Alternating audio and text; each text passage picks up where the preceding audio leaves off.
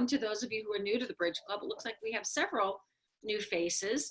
Catherine Haskins, raise your hand, Catherine, and I created the Bridge Club almost 2 years ago as a forum for people in the veterinary profession to come together to connect and engage and learn and grow.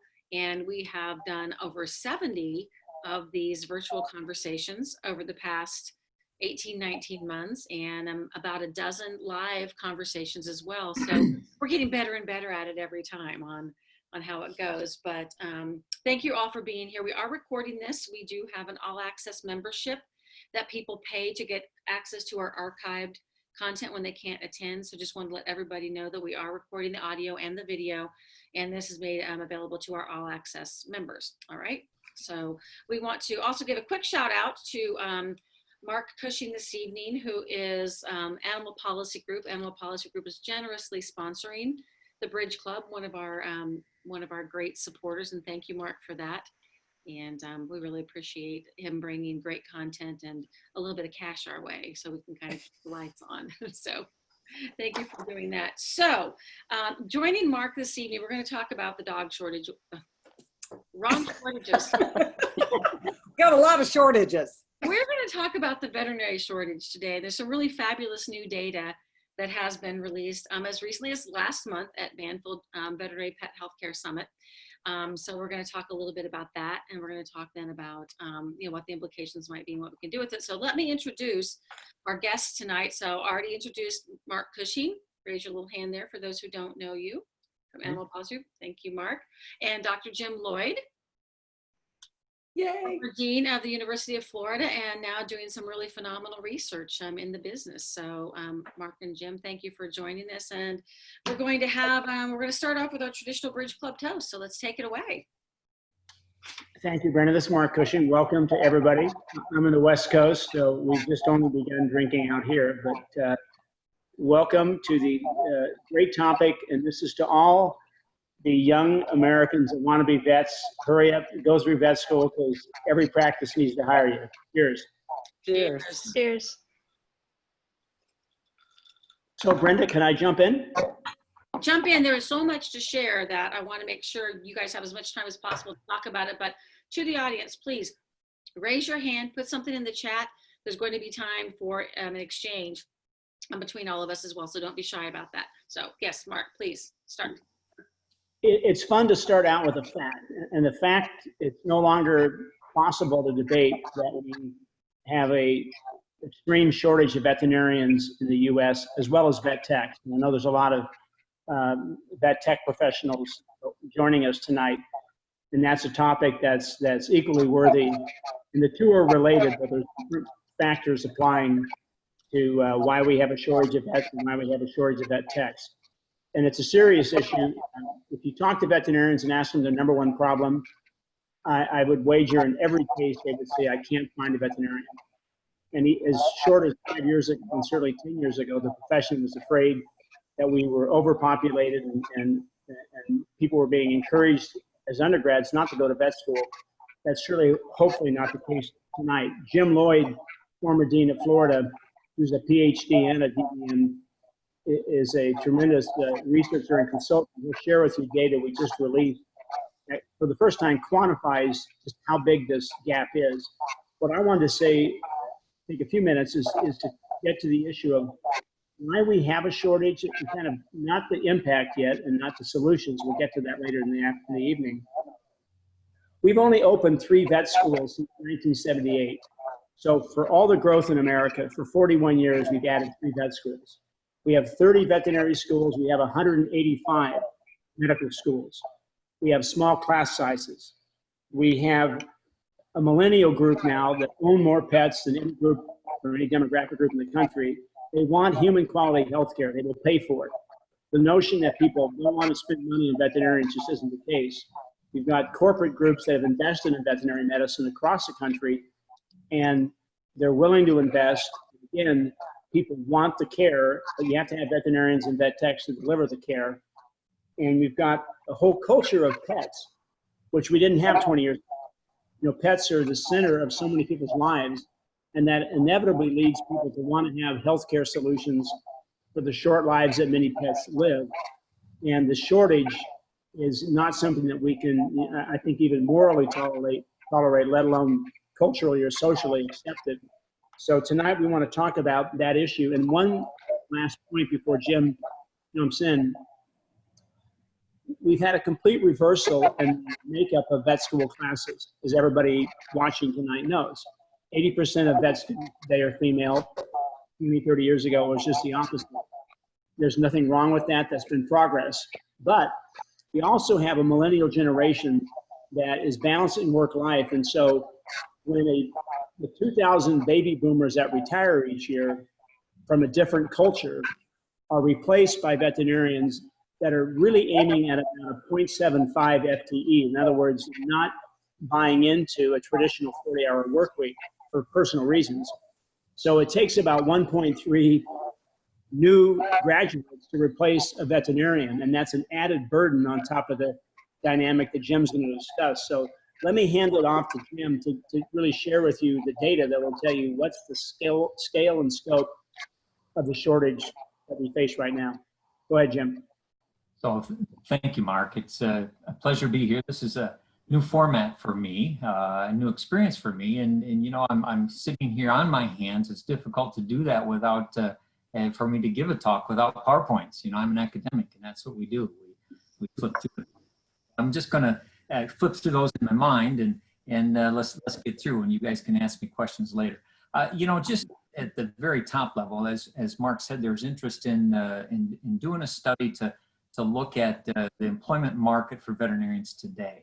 There have been a lot of studies in recent years about the supply and the demand and the structure of the market for veterinarians and veterinary medical services. But really the question about, gee, are there jobs available for those that are going to veterinary school? There have been, as Mark suggested, recently, the veterinary schools that existed were expanding their classes. So there was some interest in answering the question, gee, are there jobs available? So we thought, very simply, that's kind of what we wanted to do. So they do a one shot in time, one point in time look at the employment market. So as we did that, we thought about how we should do that.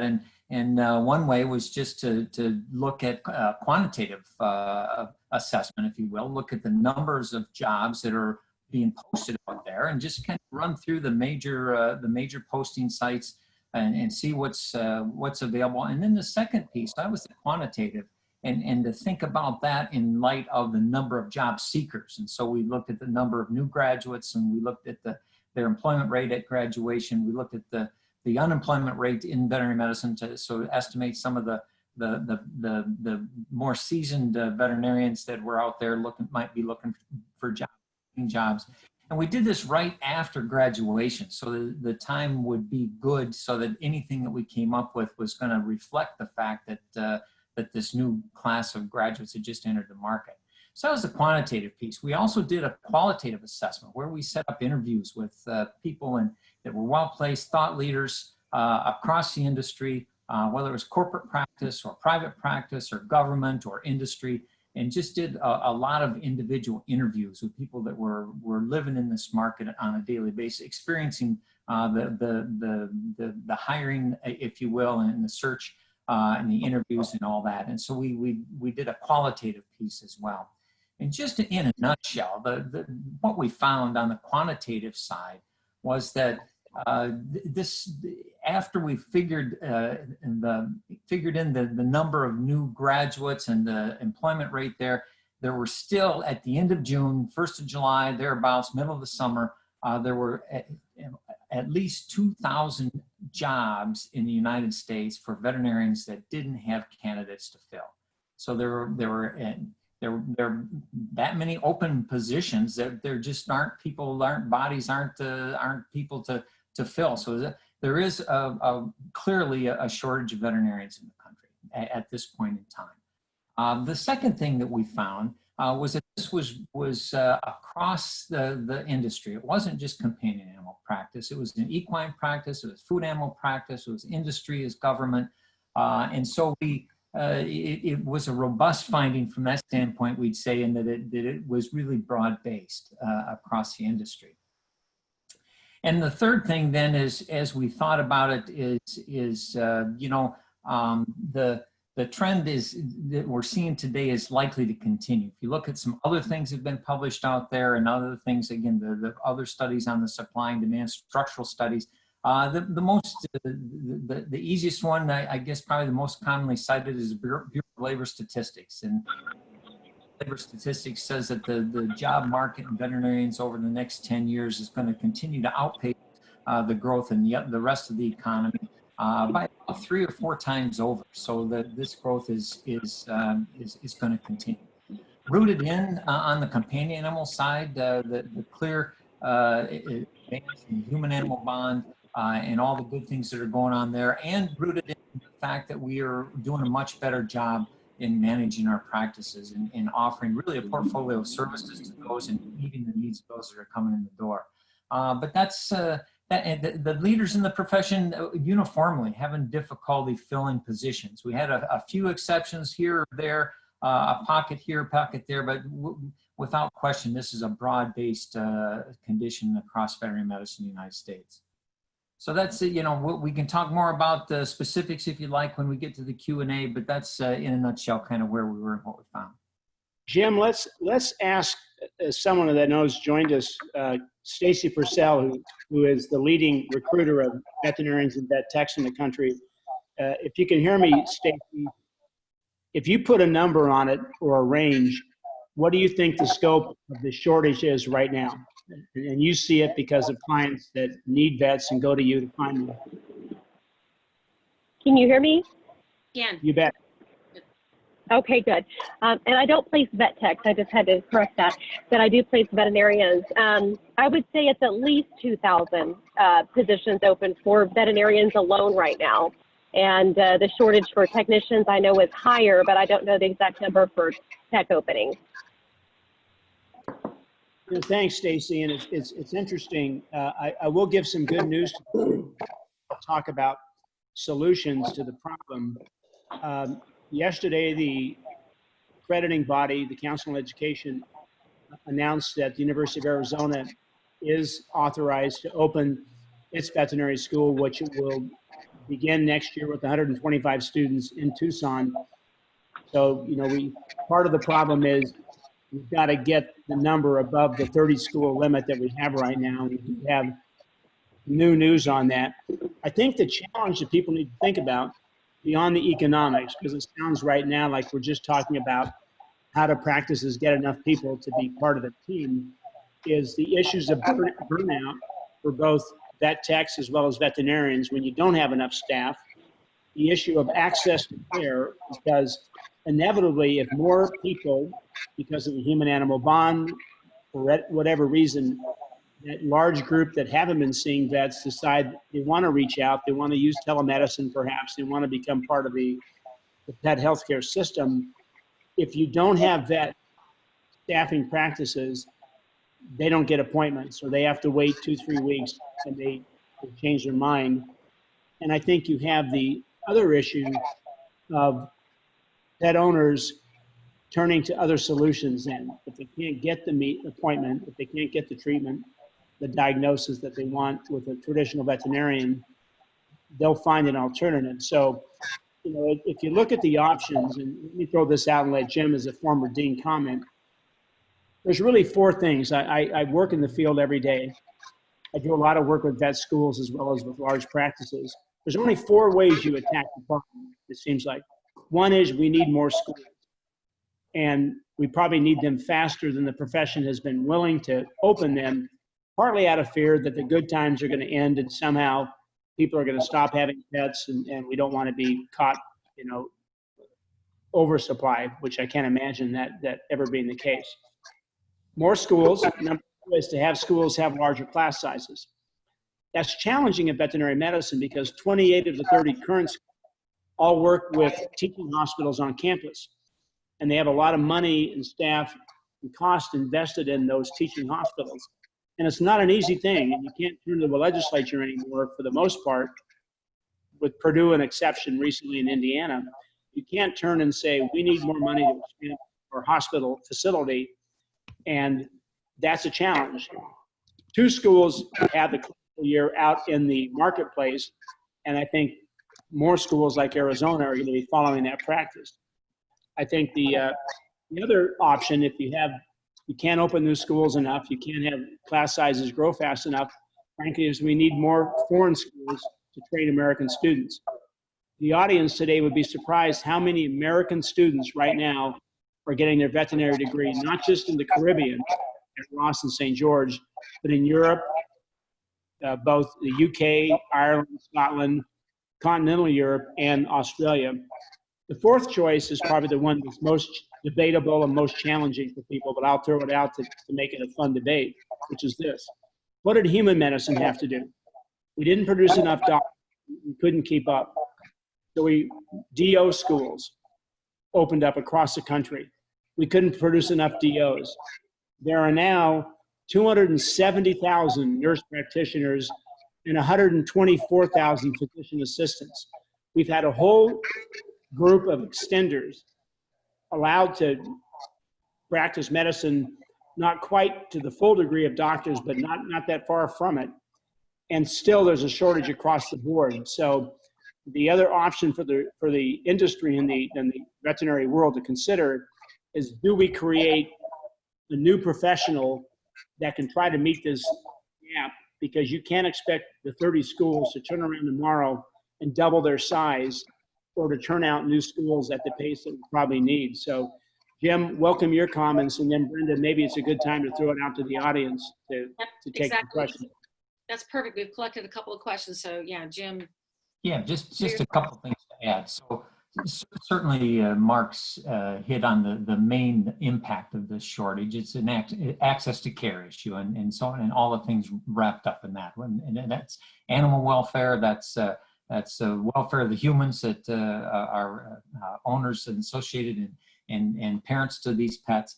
But the other thing that's happened in these practices, and I heard this a lot, and I think Stacy will attest to this as well, is that there's a lot of stress in the practices themselves because we're working the longer hours, we're trying to meet the demands for our time and for our services, and we just can't do it because there aren't enough of us. And so it really does create this challenge to wellness, and we hear the word burnout, but it really is one of those things that we need to be concerned about. From Mark's comments about potential solutions, again, right on target, whether it's the number of veterinary colleges or whether it's the class size or whatever it is. I think those are key options.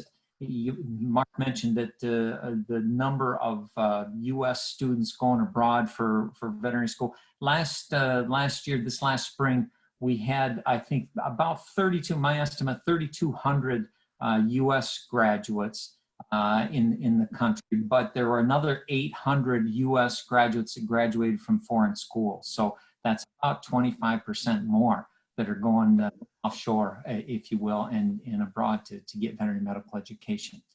So, those are the impacts and the potential solutions. Not an easy fix, but some things for us to work on. There's so much to talk about here. I mean, we could really dive in and spend a good 30 minutes, right, in each of those particular problems and opportunities. So there's several questions here that have been posted in the chat that I'm going to put out before you two gentlemen, and just dive in, either of you, and answer them, and then we can, certainly anybody else in the audience too has something to share, feel free to speak up. So question from Nancy, and I'm going to ask Nancy's question for her because I know she's got an audio problem here. So her question is, you mentioned University of Arizona. Can you provide updates on the proposed Long Island and Texas Tech University veterinary schools, and thoughts on how those may impact the DVM numbers in the coming years? I can, to a degree. All we know is that last March, Long Island was not awarded the opportunity to open their program. And the COE finished meeting weeks ago, and they're just notifying schools today, tomorrow, and Monday on the outcome of various decisions.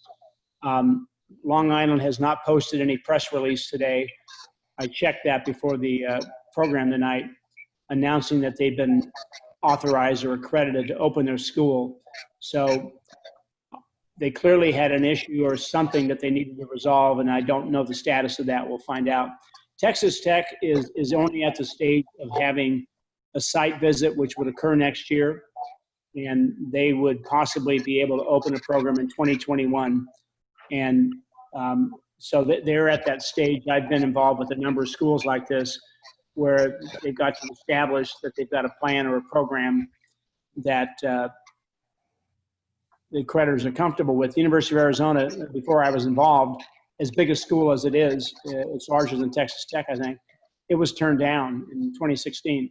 So it's not an automatic that just because a large school says we want to have a program, and their program is going to be off campus in Amarillo, but I know they have funding from Texas supporters and Texas legislatures. So their next stage would be a site visit, and then it would be a COE decision in about a year as whether they've met their hurdle, which yesterday they determined that Arizona had. So that's where we are. So the rest of Nancy's question there, Mark, was how many, you said 125 is going to be in the initial class at the University of Arizona. Yes, and I think Texas Tech is between 60 and 80. That's what they've announced. And So I don't know the Long Island number. So I think the bottom line there, right? Small numbers to start, Right. but better than nothing. Right. But still, we're going to be several years away before those students are out and able to have an impact. But that's And there's another event that I should have mentioned. Lincoln Memorial University, which is fully accredited, it's been open since 2014. They've asked to open a second class starting in January each year of 100. So there would be another additional 100 on top of their 120 or 125. So I think schools are going to begin to look at options if they have a legislature and a university comfortable with it and facilities that can handle it. But those aren't, as Jim would tell you, in Florida was very progressive under Jim's leadership, but it's not a quick, easy fix. And if you're 2,000 or 3,000 short, you know, what I just described doesn't even get you to 20% of that number. So I do think the foreign option becomes more important potentially, but really the issue is going to be, do we create another professional in addition to certified, licensed, or registered vet techs and veterinarians that can do something along the lines of human medicine? And trust me, that is not, we'll have a lot of Bridge Club shows about that solution. That's not an easy, that's not easy for people to pick the winner, if you will. lots to talk about. So another couple other, so the comment from Stacy that she heard that Arkansas is considering a school as well. Mark, can you speak to that? There's been discussion about that, that Arkansas State in Jonesboro or University in Little Rock, and it's just a discussion. They're not at a planning. They're not at a stage that they purpose as seeking accreditation. So that's possible. It's one of the few states that people talk about of some size, like South Carolina, like New Jersey, that don't have a vet school. So that's always a possibility. Okay, all right, good. And Jim, here's a question for you too. So question about the 2,000 openings. Are those GPs and specialty? I know the data talks about specialty as well, but what does that number entail? So we didn't break down I didn't read through every ad and see which one they were asking for because there were way too many jobs posted. Okay, so it does combine both. So Yeah, there are over 4,000. But during the interviews, we found out the most the shortage is across the board, general practice and specialty practice. Probably the most acute shortage is in emergency and critical care, both in the general emergency and critical care and in the specialty practices. Other specialists, I mean, top of the list have to be radiologists and ophthalmologists, but you know, it is broad-based and again, as I mentioned before, it's not just companion animal practice. It's also equine practice, food animal practice, and government. The USDA talks about a 15% vacancy rate. I can't imagine that, having been short 15% of your workforce. And so it's going to take some time to catch up. You know, the other thing that we talked about, one of the biggest impacts of this is access to care. A related but not exactly the same conversation is that access to care one, and depends on who you talk to. It's anywhere from 15, 20, even up to 40% of pets don't see a veterinarian regularly. You have to wonder about how much of that is just a limitation in having enough veterinarians out there to meet that need. And even if it's not that, as we start to work in that field and try to figure out how to provide access for those communities that aren't having access today, that just will compound this 2,000 to 3,000 number, just make it even a greater shortage. So we've got a great opportunity in front of us. We've got to do some work, as Mark has alluded to. So. And Jim, you know, I think, Brenda, I want to add something to, and I don't want to pretend like I'm an economist, but the Bureau of Labor Statistics projects that in 2026, so just 7 years from now, we need a net additional 15,000 number. And we don't have any remote plan or concept of how the system could generate that many more. And that's where the human example, because when you first talked about DOs, you first talked about PAs and nurse practitioners, it was a little problem here, a need over here, a hospital closing there. Let's see if we can get somebody else in there to be able to provide the care. And now they're at numbers that add up to about 400,000, and there's still shortages. So if you don't get going, as Jim will tell you, if you're not planning 5, 6, 7 years ahead, then we'll have the same Bridge Club show in 6 years and go, well, how well did we do with that, Brenda? So it's a tough problem. Clear solutions, but they're not easy, simple solutions to implement. So it's a really good point. We have several people who are commenting in the chat too about, the burnout. Are people leaving because of those shortages? Do we know what's causing that? And Stacy, thank you for, I know you're trying to figure that out as you talk with so many people. And then there are questions. I'm just going to kind of throw this out here for the group to discuss. So there's a little bit of a trend here on the questions, solving the burnout issue. Is that why veterinarians are trying to get out of the profession? So Stacy, maybe you can ask that. Also, are people leaving veterinary medicine, the practice of it, to go into pharma? I don't see that happening. I see pharma having the same difficult time trying to find people as veterinary practices are. So you all might have a different one. And then, you commented on private practice leaving, to kind of stop in general because of the burnout. And Joy, you asked a really good question about that. So Jim and Mark, I'm going to throw that out to you as well as to, Stacy, Cindy, those of you who have joined us here for your own perspectives on that. I think I'll throw one thing into the fire, if you will, that if you have a shortage of health professionals at a time when the culture of pets in America is exploding, whatever dramatic verb you want to use, the fact is Americans across the board, rural, suburban, urban, and they want for their pet, and the surveys show it, they want for their pet the quality of healthcare they want. So if you're in a practice and you're down 1 or 2 or 3 vets, you're down 3, 4, 5 credentialed vet techs, and you've got people in the waiting room and they're talking to your call center and they want appointments online, and all of that is generating delay, frustration. And you're a veterinarian, all you're trying to do is your best work. I mean, Jim knows the students that he trained at Florida, Michigan State. It's not a bomb waiting to explode. That's too dramatic. But how could you not have burnout? How could you not have people say, no matter what we do, we're not giving people what they want? And that's where the profession that's always been fearful that growth is threatening and fearful that the sky's going to fall. The truth is, people are begging for veterinary care right now, and they want it, and they'll pay for it. And we got to figure out a way to provide it. I mean, my experience personally, and I haven't really been in the field for very long, like just maybe 2.5 years, maybe 3. And everyone that I tell about what I do with my job as a veterinary technician, they say, well, first, what's that? Second, when I say I've been working with, our surgeon, they say they have doggy surgeons or they have doggy cardiologists.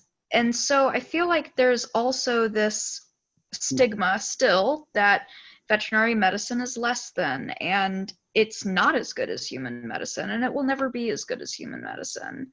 And I think that's why sometimes people are getting burnt out faster. Because not only are you told that your job doesn't matter, but you're money hungry and you charge people because you want to drive a Ferrari and stuff like that. Like I see that stuff everywhere. How all many over of us know any veterinarians who drive Ferraris? There aren't very many of them. I don't know. Everyone at my hospital missed the memo. And I work at a specialty practice, so. Can I comment on Well, that? I agree. I agree with what you said, Jasmine. I think a lot of the public is not aware of all these specialties that we have in veterinary medicine.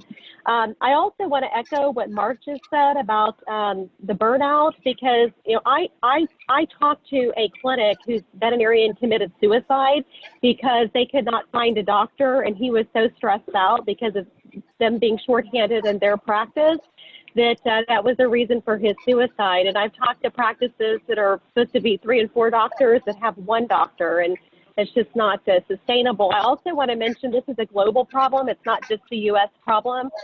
There are practices in Hong Kong, New Zealand, Australia, Morocco, and the UK trying to recruit U.S. veterinarians to go overseas because they can't find veterinarians. Wow. So Jim, you had a comment you were going to make. Yeah, I was just going to back to the Ferrari and into this. You know, as an economist, which Mark, I guess suggested I also am, as well as a veterinarian. As an the easy fix to this, right, is just to close the door at 5 o'clock or whenever, and go home and forget about it. As an economist, the easy way to fix this is raise your prices, because then people will stop coming. I mean, that's the whole supply and demand thing. That's not who we are, and that's not why people come to veterinary medicine. And so it is in part the difference that we want to make in people's lives and pets' lives and animals' lives, the difference we want to make in the world. I mean, let's be honest. And that's what drives people it's the passion that brings them to this, and that's a good thing. We want to take that, but we want to nurture it as well. And we want to do everything we can to not let that eat us up, because that, in fact, is probably what's happening. And I think Jim, to your point, the profession at all levels has to make a decision. It has to be willing to grow. And it may seem obvious to people, if we have demand, if the population is growing, the US and Brazil are the only 2 major economies in the country where the population of the country is still growing compared to China, Russia, and all of Europe. So if a profession's view, has been for 50 years, is we're afraid to grow, in this dynamic, you're never going to get ahead of it. And that's a tough decision, because schools, legislatures, boards of trustees, investors, they have to be comfortable, and we've got to get there. But the truth is, people aren't getting the care they want. Veterinarians are getting paid more, so it's not, their salaries aren't the same as 5 years ago. Jim knows this in Florida. Starting salaries are up significantly for vets. Students have typically 3 job offers. So, from that standpoint, it's all fine. But if you walk into a scenario where there's not enough of the service, and the demand, because of the human-animal bond and our culture of pets, is exploding, we don't have any luxury to not figure this out. And so those 4 choices, people have to think about which of the 4, or all 4 perhaps, we've got to bet on and see if that can't have an impact. So I'd like to add a 5th option, because I mean, it's hearing it very closely in the chat here, and a lot of them are the educationally based. But if we've got people leaving the profession, and we've got people so burned out that they can't even produce at the level that we need them to in practice, I think the first one would be, how do we take care of our people that we have? And really make sure that we're investing in them, because all the data shows, I mean, across the board, that if you have a happy employee, you're going to have a more productive employee, and someone who's going to want to be able to do more. Now, there's economics behind that. I do not claim to be an economics professor at all, but I do feel like while we're doing these other things, because it's not going to go away tomorrow, it's only going to compound, as Mark is saying, we've got to figure out how to take care of our people. This would be amazing if veterinary medicine was the most liked profession. I mean, I'm not trusted or honored, but people were like, I know that people are treated well in this profession. That would be an amazing goal to have, so that we didn't have the things happening. But that's just me on my high horse, because I'm halfway down on my drink. So I'm just saying it was. Well put, Kevin. I think Denise had a really interesting question here too. And Denise, she was talking a little bit about the debt though, right? So students are getting multiple job offers, or veterinarians, multiple job offers, being paid more than ever before, yet the debt remains crippling. Yeah, that's another, I don't want to just keep piling on, but these are also interconnected, right? I mean, you can't solve one problem without revealing yet another. So how do we try to approach that one? And then I want to jump into that. I can tell, Jim, I knew you wanted to say, I know you wanted to pick me. So it isn't, so the debt is really an important issue, but we aren't alone in that, right? This isn't just veterinary medicine. It's across higher education in this country. And it doesn't matter if you've got a 2-year degree, a 4-year degree, or an 8-year degree, you're more than likely carrying a lot more debt than you would have 10 years, 20 years ago for sure. So the challenge is for us all to figure that out. Having been a dean, and I wouldn't be doing what I'm doing today if I didn't firmly believe there are good ways, there are available ways to pay off your student debt. You've got to make some choices. You have to be intentional about it. You have to make a plan, but it can be done, right? It's not where we'd like it to be. We need to keep working on it. We need to keep managing that debt, and we need to keep pushing incomes as well. But it is an important issue, and it does contribute to the stress as well. But it isn't just us. Just like the stress in the job, I was thinking about that. I don't want people to walk away from this chat to think that, gee, everybody in veterinary medicine is stressed. This is a great profession. People are loving it, having a good time, being very fulfilled, happy they chose this career pathway, myself included. And so, you know, I don't want to leave us with that, but there are enough of those indicators that we see, those flashing signs, and those people and we do need to take care of our own. We do need to take care and be mindful of that. We are a caring profession. That's what makes us who we are. And so we need to really to take care of that, be mindful of that. So anyhow, But Jim, two things have happened, and you saw it as dean, and everybody should take some comfort in this. Two things have happened in the last 5 years. Number one, starting salaries are dramatically greater now than they were 3 to 4 years ago. And if you make $20,000 more your first year, your ability to pay down debt over 5 years, as Jim will tell you, is significantly improved as you build on your salary. The second thing is, whatever people think about corporate practices, a number of them, and one example are the Mars practices, they are investing in loan pay down programs to keep their vets, because one thing we know for sure, when there's too few of something, that group, young veterinarians, control the market right now. And now, you know, the corporate practices know you've got to offer some benefits, and one of those benefits is paying down student debt. I'm not saying it's the only solution. There's lots of other ways to look at it, but there are steps being taken. But that's how complex this is. We really have to try everything, to be honest with you, to get the shortage under control. There's not a tool out there that we shouldn't be investing in. So I'll echo what Mark said about the salaries, and it isn't just the salaries. Our study showed that a large percentage of those on the AVMAID career website, which is the one that I was able to search with the machine, the engine that was there, a large proportion of those jobs listed bonus actually in the title and in the first year bonus. So that was, you know, I think that's a relatively new phenomenon as well, and it's reflective of the shortage, but also is something to take into consideration with the whole debt issue.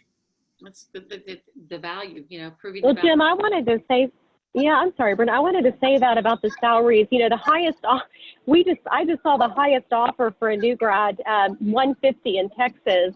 Our client had offered this 2019 grad 110, and she turned it down because somebody else in Austin, Texas offered her 150 starting base salary. Wow. All right. I'm gonna go back to veterinary school, perhaps. Talk about that. Stacy, that's it. I mean, that's the new dynamic, and that's what happens. I mean, what you think is normal is 2 times that. You know, it's a dramatic scenario, and I think organized veterinary medicine has to figure out institutionally, can we respond fast enough? And it's going to be hard. It's not going to be easy. So we have blown past our time when we say, hey, if you need to leave, you can leave. Yeah, that kind of was We've gone right into the after party, which is fine, right? Because it's a good conversation and you don't want to stop these things. So we do understand if people do have to bow out because of family obligations or just haven't had dinner yet. So we certainly understand, and we thank you for coming with us. But I think, Mark and Jim, you've got a few more minutes to spend with us. Stacy, thank you. You've got some good insight. So if you guys want to hang around and keep this conversation going for a few minutes longer, let's do it, because there's much more to uncover. I have a question. So I am curious about this. With the consolidation, what impact of the profession with more corporate practices coming in, what impact is that having on recruiting or on just the shortage in general? I'm just curious about that. We've gone from 5 to 55 corporate practices in the country in the last 5 years. That's a tenfold increase. And those investors want growth, and they don't want to just raise prices. They want more clients to come in with their pets, and they want more services to be offered. They want more veterinarians and vet techs to service it. So I will say, and you can, I represent corporate practices, so you can brand me as biased, but the truth is, bringing money in to fund service, to provide care, and they want returns. So the brakes are off on growing, but they'll all tell you, if we don't have veterinarians, we can't pull it off. If we don't have vet techs, we can't pull it off. The other big thing that I would add with this consolidation is that we've brought in a whole new level of business expertise to veterinary medicine. And with that comes an ability to market our services. And in marketing, not in a negative sense, it's meeting people's needs, and providing the services that they want when they want them at a price that they can afford. And we're doing a much better job of that, in my not humble opinion, than we were, again, before the consolidation 10, 15, 20 years ago. So with that business expertise, that really does help us to more effectively meet the demand, but it also increases the demand. That growth is there, as Mark says, but it's going to require that we continue to feed the system with more veterinarians, and so that's. So fact number one, we know we're going to need more veterinarians, not just now, but in the future, in time to come, right? All the data points, the fact that pet ownership and highly engaged pet ownership is not going to go away anytime soon. So with that comes the demand for veterinary medicine. It's almost we're becoming a victim of our own success at trying to convince pet owners now that veterinary care is critical. So now we have to be prepared to give it. So Simon asked a really interesting question. I thought that Stacy, maybe you can help answer, and Jim, you as well. With the upward trend in salaries and people being willing to pay $100,000, $150,000, how can that possibly be sustainable for a practice? It just depends on how productive that person is, but I don't know the answer to that. We're just seeing that the Ladders did an article in the last year that said veterinary medicine has the highest pay increase potential of any profession in the United States. The last stat I said was we have 0.4% unemployment in veterinary medicine. So the salaries are going to go up. They're going to go up even faster over the next 6 years. I can't answer if that's sustainable. Well, I can comment on that as well, a perspective. Again, some of that's the business skills that we have and working to make practices more efficient. Mark alluded to the fact earlier that we're going to have to work on our team-based delivery approach. And so the more effectively we can leverage our team members, whether it's our professionals as veterinary nurses, veterinary technicians, or the rest of the team, and take advantage and have everybody working at the top of their training most efficiently, that sure increases the gross revenue per veterinarian, gross revenue per whatever, and the net, the bottom line. So it is a fact that we're doing better with the management. We can get more again more out of the team that we have if we can use them more effectively. So I think that's a big part of how we're going to be able to do that. Jim, last month, Today's Veterinary Business had published a survey that more than half of millennials said they are spending at least as much money on their pets' monthly health care, or willing to, as their own personal care. So to your question, Brenda, I don't think there's any ceiling on the willingness of pet owners to invest in pet health care if it makes sense.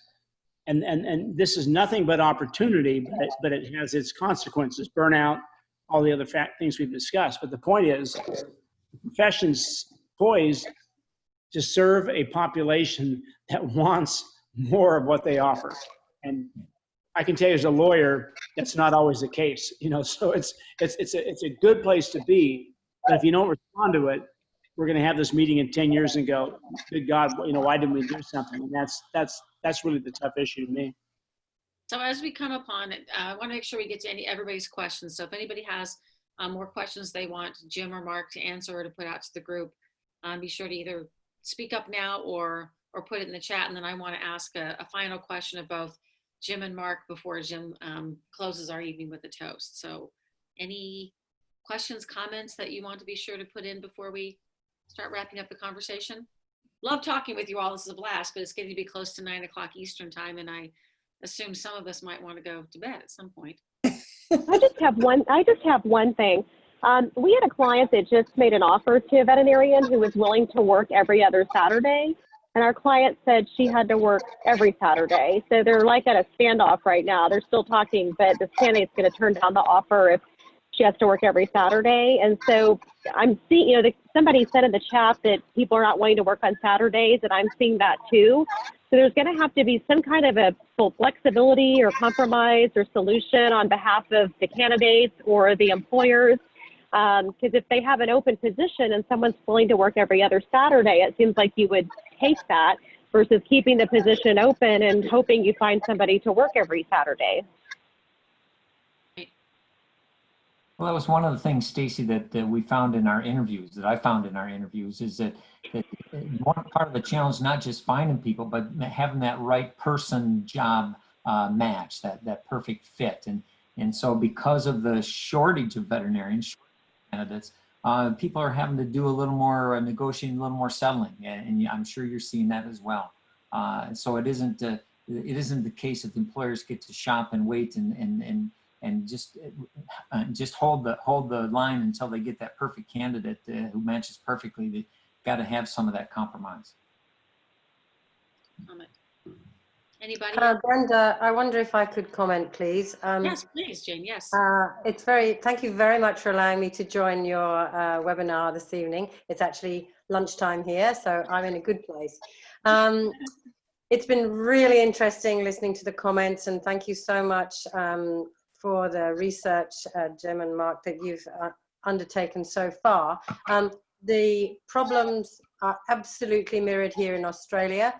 And we have done, our own surveys, obviously on much smaller scale, but we have 400 veterinarians seeking jobs compared to your 2,000, which represents about 0.0016 of our population. And I think your numbers represent about 0.0006 of your population. So it's actually much worse here. One of the issues I wonder, Jim, if you'd looked into was flexible work arrangements. We always assumed, we've just had some research come out, we've always assumed that it's young millennials coming in that want shorter hours, more flexible days of the week, not weekends, as you've just discussed. But the recent research is actually showing that the greater number of people that are requiring less than full-time equivalent hours are actually veterinarians with with more than 10 years of experience. So that really blew us out of the water. It's something that we hadn't considered at all. I wonder if there's been any similar research in the States regarding that. So those flexible hours, sorry, just make it clear, are being driven by the more experienced vets, not the new grad millennial group. Interesting. Mark, Jim, Stacy, have you seen anything similar to that? I have one fact I'll throw in, and it may surprise people, but we'll have to go back 20 years to appreciate it. There were 2 years where Banfield opened 100 practices each year. That was every 3.5 days, new Banfield opened in the country when Scott Campbell was CEO.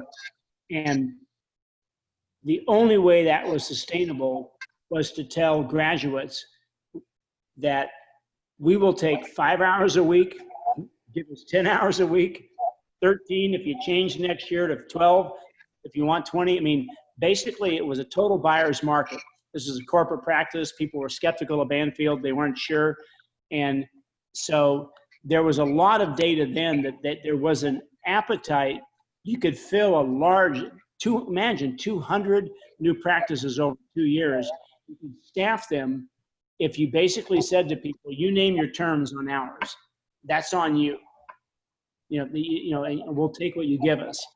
And it's interesting. I mean, there wasn't a survey done, but it was kind of real live data that showed that the willingness to be totally flexible, unlike Stacy's example, a firm saying right now in the U.S., if you don't give us 4 Saturdays a month, we won't hire you. Honestly, Stacy, and I hope I'm not talking about a client of mine, but I can't imagine that that's sustainable. I mean, I would be saying just the opposite. Give us 1 Saturday, we're grateful.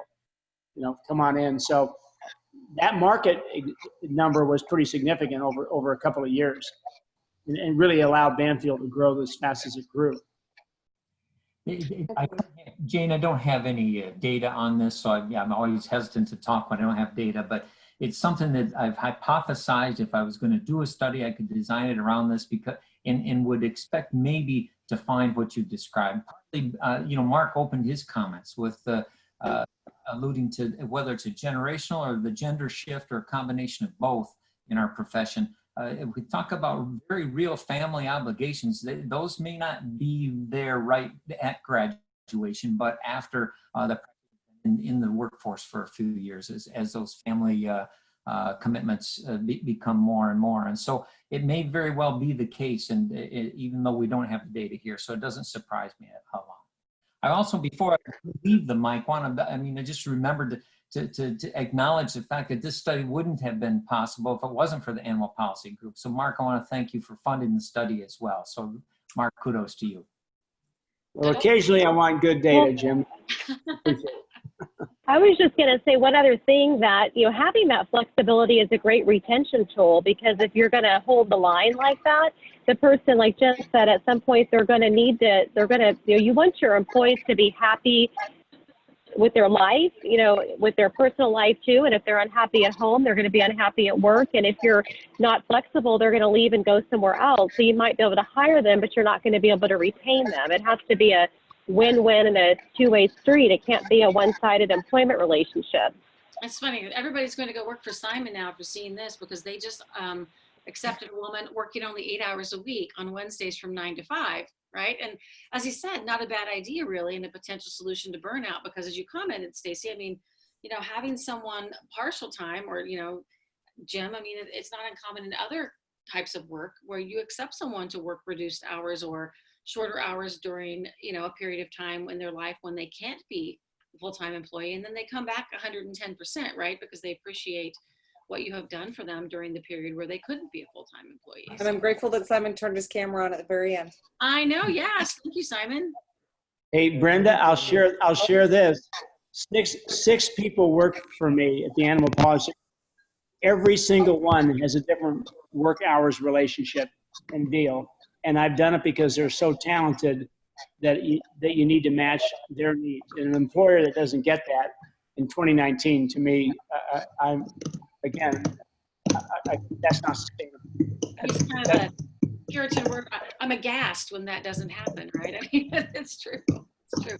Okay, so we are at 8:55 Eastern time, and this is a fabulous conversation. I mean, we're happy to go on a tad bit longer, but I do think we're going to start probably losing some folks. So let's go ahead and quickly do a quick little wrap up, and then if there are a couple of little tidbits at the end, that's fine. So my question, I'm going to pose it first to Mark, and then to Jim, and then Jim, please close with our toast. But if you could pick just one thing that you would say the profession should work on right now, starting right now, to help solve this shortage, what would that one thing be, Mark? I know it's going to be hard. I think individual veterinarians and vet techs need to go to the state VMAs and tell them, drop whatever you're doing, make the sustainability of practices, both at the vet tech and the veterinary level, your highest priority. And send a message to schools, to legislatures, that as people want to care for pets that they want, if we don't supply it, it's going to come from places that we're not going to like the results from. And right now, they're quiet, they're shy, they're not speaking up. And state VMAs are not on record supporting growth and supporting, the expansion that we need. And if that voice isn't heard, let me tell you what people think. Everything's fine. They think veterinarians apparently got everything working the way they want. And I know for a fact they don't. So literally just make the phone call, write the email, go on a committee, tell people we got to do something about this. This is not sustainable. Good answer. So from my standpoint, Brenda, the one thing that I think we ought to do is related to what Mark said. A year ago, there was a presentation at the industry about the fact that some studies would indicate that veterinary technicians are only allowed to do 30% of the things that they're trained to do in the typical practice. We need to have more veterinarians. We need to have more vet techs, but we need to be able to more effectively use the team that we have today. So we need to really work on that. Think about how to best and most effectively leverage our veterinary nurses, our veterinary technicians, the teams that we have there today to be much more effective and provide better care, better access to care, better outcomes, better for animal welfare, better for wellness and work-life balance and job satisfaction for everybody involved. So I think that to me, that's top of the list. Nice waterfall effect there. Yeah. Yeah. Catherine, do you have anything you'd like to comment on before we have Jim give our closing toast? No, I just want to thank everyone for being a part of this. This is such a critical discussion to have in the profession. We'll probably have it a few more times only because so many people want to be a part of it. Huge thank you to both Mark and Jim. Great data points. Love that we have some colleagues from overseas as well that have joined us. And thanks for coming to the Bridge Club because this is what we're all about. And Jim, yeah, I'm sure there'll be no jacket next time. Yeah, you don't know. You don't. So I gave up the tie. We're proud of you. So assuming there's some Michigan beer left in that beer mug of yours, are you ready for the closing toast? It's there. I do have enough left for a toast. And so it's been an incredible discussion. And we've talked about some things that are a little disturbing, a little distressing. But, the other thing I want to point out is that every interview that I did with all the thought leaders in the profession said this is a great time to be in veterinary medicine. They are so excited and so optimistic about the future. So I want to toast to the future of our profession. This is a great place to be. Nothing but blue skies ahead of us. So cheers. Cheers. Cheers.